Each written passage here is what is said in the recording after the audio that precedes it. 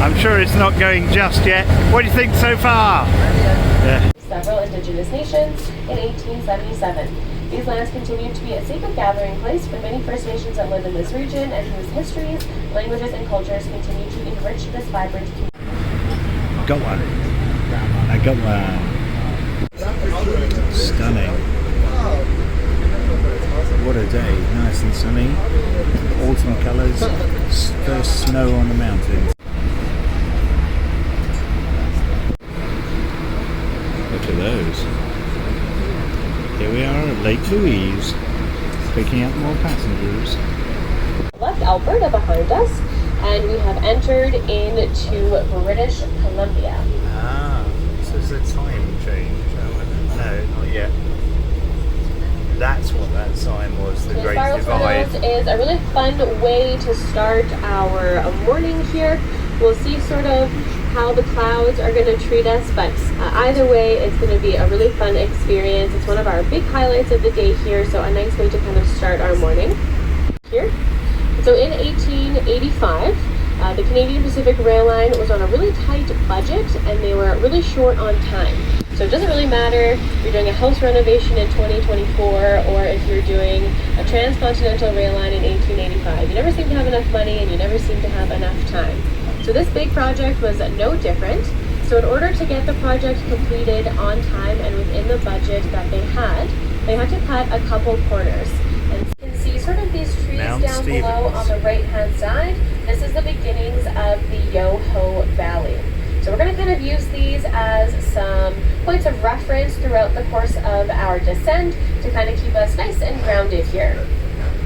So just before 2007, they were a 2-year project that was not only completed on time, but it was also completed on budget. Unheard of. Yeah. I know. Telling me. No chance. It was a $1.5 million investment that the Canadian Pacific Railway had made into this section of track here. Now, $1.5 million is no small amount of money. Today, it would probably buy you a house in Vancouver that you would have to completely tear down and rebuild, so it doesn't go quite as far as it used to. But in 1907, that's a huge investment that the Canadian Pacific Railway had. So the Kicking Horse River will boast really great views on both sides. It's coming right now. Yeah, right here. Yeah. This is our first little test for you. Oh, wow. Okay, so the next photo op will come exactly at this pace, okay? So you want to be looking at the left-hand side. And if you want to be ready, if you're wanting it with either video or just snapping a lot of photos, so we're going to see our lower tracks that we're going to be heading to. So again, that happens quite quick. Can't see anything yet. Okay, here Coming up. we go. Right here. Oh, it's a railway. Look at that. Low cloud below the mountain itself. It's quite amazing. To house the workers while that big hill that Corey was telling us about was being built. Now, it's quite a little charming little mountain town here. Not too much, sort of here to help service the railroad. But back in the day of that big hill, the town of Field actually would have been quite bustling. So if we would have been taking this trip in the late 1800s, coming down this way, as Corey let us know about, we all would have had to get out of the train, up at the top of that big hill, up by Wapta Lake. We would have got on horse and buggies, come down, and we would have waited here in the lovely town of Field. Now, while we were waiting here, maybe they had little restaurants, places to do. We would wait for our train to come, and we would go along our way after that. And they said fabulous reflection and colours. The Kicking Horse River. The train up the front.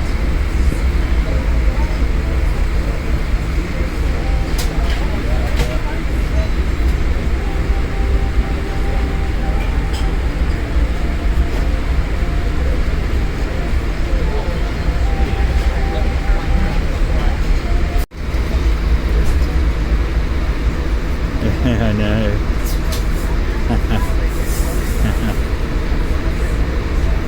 And there's Trans-Canada Highway in the background, very close to Kicking Horse River.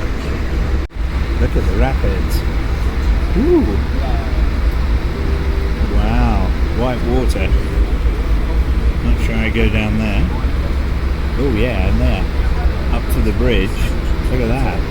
That's across Trans-Canada Highway. Clearly.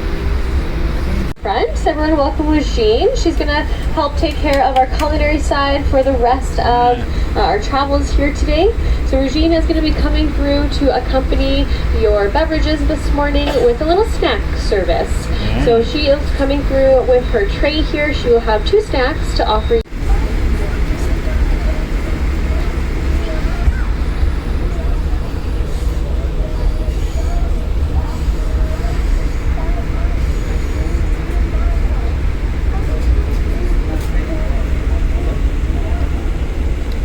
Up here in the Rocky Columbia Mountains, River snaking Freight. its way around down BC through Washington, where it actually exits the Pacific Ocean in an area called Astoria in Oregon State. So one of the longest area, the river in this area, but it's also one interesting fact about it. It is the most dammed a little bit earlier, but this is the tallest bridge that the Rocky Mountaineer goes over altogether. Do we remember when we were going by the views of the Beaver Valley with the Beaver River sort of floating down in the distance?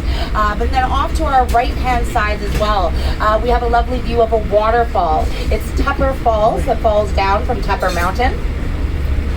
Here in the 1880s. This bridge we're traveling on is not the original bridge. The original bridge was actually made of wood. Now at the time, in the 1880s, it was the tallest wooden railway bridge in the entire world. Nothing higher. And it ran that way for a while. But then they kind of started thinking that a wooden railway bridge in the forest, it might not have the best longevity, something Yes, please. Thanks very much. out from the older bridge. And here we go. Take it in, everyone. Wow. Look at this. Ooh. Wowee. Oh, that's quite amazing.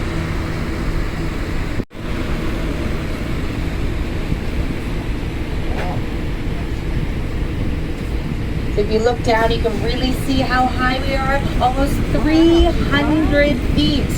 We'll see how Tupper Falls kind of comes down from our right-hand side and flows down. Snow on the way to Rogers Pass. Bear on the right, bear on the right. No idea where. They're obviously looking for it. Give it so far. Good. Ooh, the Rocky Mountaineer in the opposite direction. Woohoo! Amazingly fast.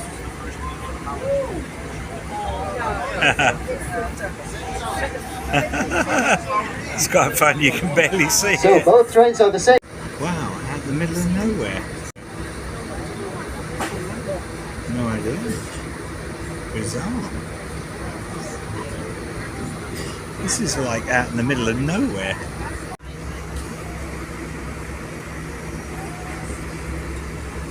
White Pass. Sunshine.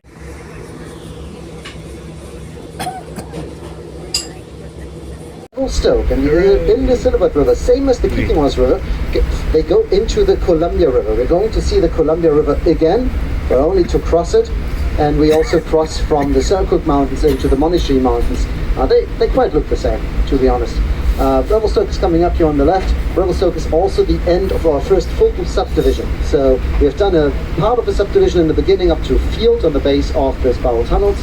Now a full subdivision of 123 miles. And then we have another subdivision coming up to Kamloops. So it's another 120 or 128 or so miles. So we're more than halfway through the day here.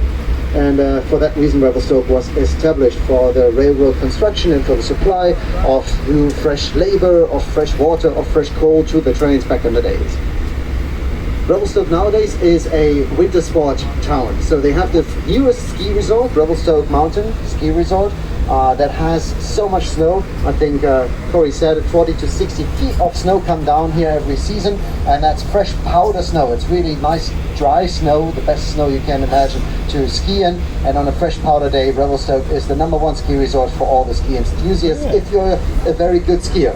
And we're talking about black diamonds, double black diamonds, and beyond on runs. I really like it. I want to brag, this was my best skiing days in my life here in Revelstoke. 700 meter distance between the top ski station and the base. That's the vertical drop, they call that. That's the highest one in British Columbia. So you come out here for really good skiing. There's also all kind of other winter sport activities like backcountry skiing or tobogganing, snowshoeing, heli skiing, cat skiing. All these things are going on here. And one thing Revelstoke got really famous for is ski jumping. She then became a physical education teacher, and once again, now we're talking the 1930s. The female physical education teacher was unheard of back in the days, but she had so much support, and she give that favor back and wave to them back. Rocky Mountaineer back and forth has some ideas of maybe. This was started by a family called the Bells, and they were out of Revelstoke. And once the Trans-Canada Highway was completed, once the Transcontinental Rail Line was completed, the Trans-Canada Highway was not too far behind. So once that was completed, it really allowed for a lot of growth economically, and a lot of people ventured out to try new business ideas. So the Bell family, Mr. Gordon Bell, he had one little retired rail car on the side of the road in this location. But goes off once it's grown off to the ocean, lives its life and comes back to spawn, but spends most of its adult life in the ocean. The kokanee salmon was actually landlocked during the glaciation period, so it spends all of its life in fresh water. But it does come back to its natal streams and rivers to spawn. That those 4 provinces are located all the way over on the eastern side of Canada. Now at this point in 1867, when this new country had formed, British Columbia wasn't really part of a country at all. In fact, it was just a colony of the British Empire. Now this new country of Canada had just been named its new first Prime Minister, a man named Sir John A. Macdonald. Man, you can see the front of the tree actually. Whoa, no bears, no salmon. So I'm just going to read for you what it does. I actually made this road trip a while ago, and I went and I visited, got my picture with Craig Allochy. I thought it was pretty cool. But there is a nice... What they read here, they say it was actually BC's first estate winery, so there is a bit of history gone. And for over 40 years, the Sumac Ridge Cab Merlot is a blend of... I thought you was going to turn the light off. That's exactly like what we did inside of that fountain. Ooh, that's better. Hill, so this is called Notch Hill, including that horseshoe curve.